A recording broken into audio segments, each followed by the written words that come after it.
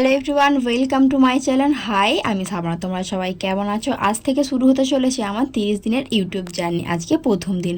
আমি চেষ্টা করব আগামী 30 দিন নিয়মিত ভিডিও দিতে, নিজের কাজগুলো তোমাদের সঙ্গে শেয়ার করতে আর আমার চ্যানেলটাকে আরও ভালোভাবে গ্রো করতে। আমি জানি না এই 30 দিনে আমার চ্যানেলটা কোথায় গিয়ে দাঁড়াবে, কিন্তু আমি চেষ্টা করব পুরো মন থেকে যাতে আমার চ্যানেলটা আরও তাড়াতাড়ি ভালোভাবে গ্রো হতে পারে। তাই তোমরা আমার সঙ্গে থেকেও ভিডিওগুলো মন থেকে দেখো আর আমাকে সাপোর্ট করো।